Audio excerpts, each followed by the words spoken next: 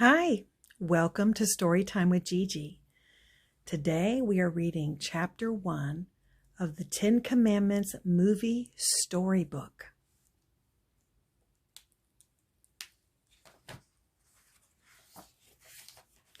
Our first chapter is about Moses. These are bright, beautiful pictures in here. I hope you enjoy this story. Many years ago in the land of Egypt, there ruled a cruel and powerful Pharaoh. His palace was huge and made of stone and gold. In fact, all the houses of the rich were as big as mansions. All of the houses, the palaces, the temples, and the monuments of Egypt were built by Pharaoh's slaves, the Hebrews, the children of Israel.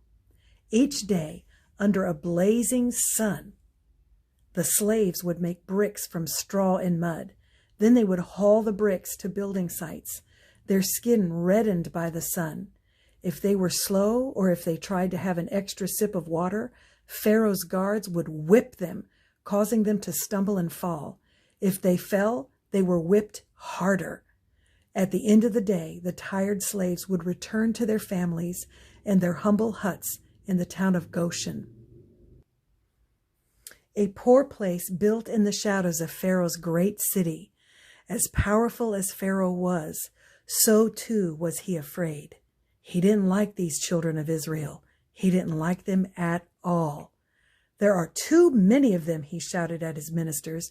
"They could start their own army, try to overthrow us."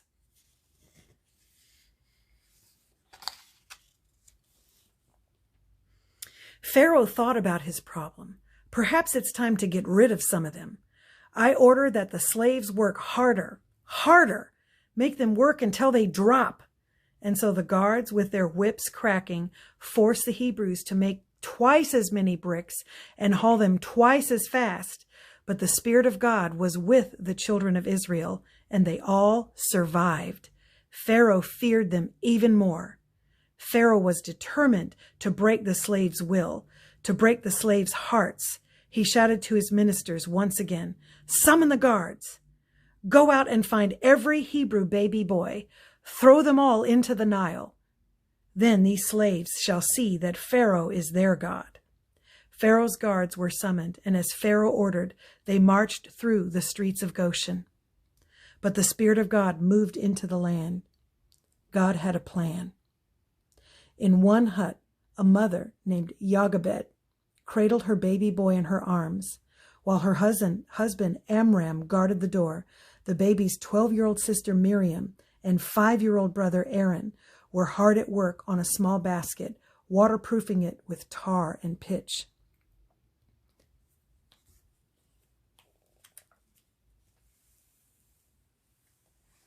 Miriam looked at Aaron and laughed.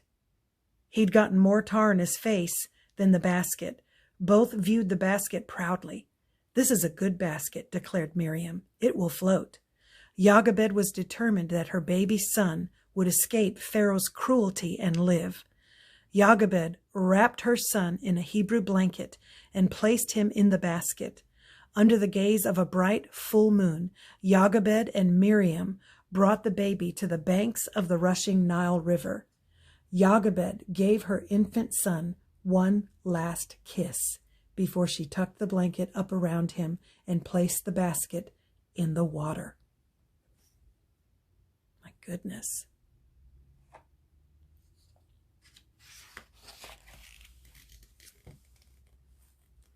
"May God guide you, my son," Jochebed whispered. Miriam ran along the riverbank, keeping the basket in sight. "Nobody's going to hurt my baby brother," she said. The river's swift current caused the basket to bob up and down and twist round and around. Miriam gasped for breath, ran as fast as she could, tackling every move the basket made. Soon the basket came to a stop, caught in thick reeds behind the royal palace. The next morning, Miriam awoke and saw Pharaoh's daughter, the royal princess, approach the river to go for a swim. The princess spotted the basket and ordered one of her ladies to fetch it from the river. The princess was handed the basket. From inside, she could hear the crying of a baby. She noticed the Hebrew blanket and peeled it back, revealing the face of a chubby baby boy. The infant smiled up at her. "This is one of the Hebrews' children," she said, as her maids backed away in fear. The princess softened, returning the boy's smile. "Now he is mine," the princess declared.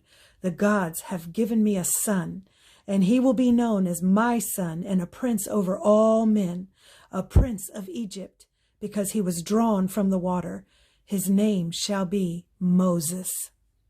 Miriam gulped and ran forward to the princess, bowing. "Will you need a nurse for him, Your Highness?"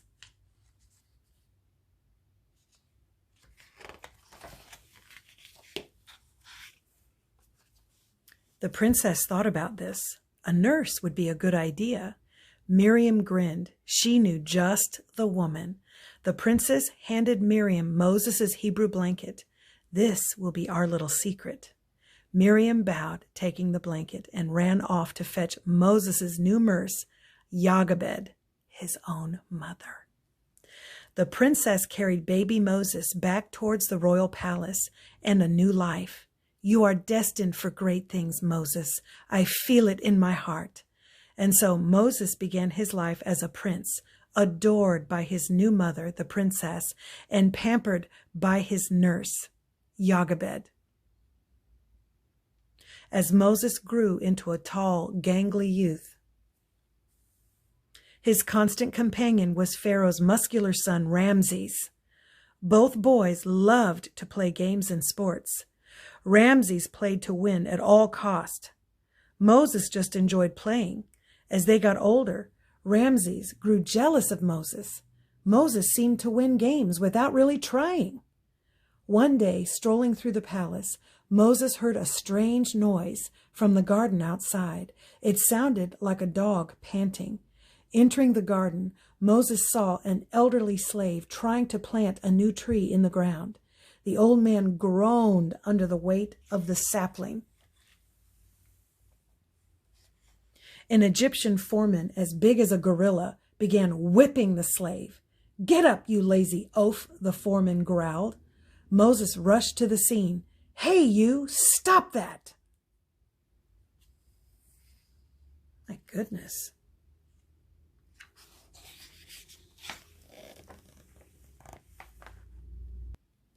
Moses grabbed the big man's whip. Moses hit the foreman so hard that he fell down. He was dead. The frail slave trotted up to Moses. "Run, lad. Pharaoh will slay you for this deed." Frightened, Moses shook his head. "But I can explain it to him. He's my grandfather." "No, he's not," boomed a voice from behind Moses. Moses swirled around and saw a man in a Hebrew robe riding a donkey. Moses recognized him. "You're Aaron, son of my nurse, Jochebed," Moses exclaimed. "She's not your nurse," Aaron said, sliding off the donkey. "She's your real mother." Aaron gently approached Moses. Didn't Moses remember the basket, the river, the blanket Jochebed wrapped him in? Moses tried to shake his head clear. Aaron told him that all those things really happened. Moses was a Hebrew, not an Egyptian. Aaron took off his Levite robe and handed it to Moses. Moses' eyes widened. He recognized the pattern as the same one on his baby blanket. The sound of angry guards approaching echoed in the distance. Aaron pushed Moses forward. "Put on the robe and go, now. We'll see each other again, my brother. I know it. I feel it."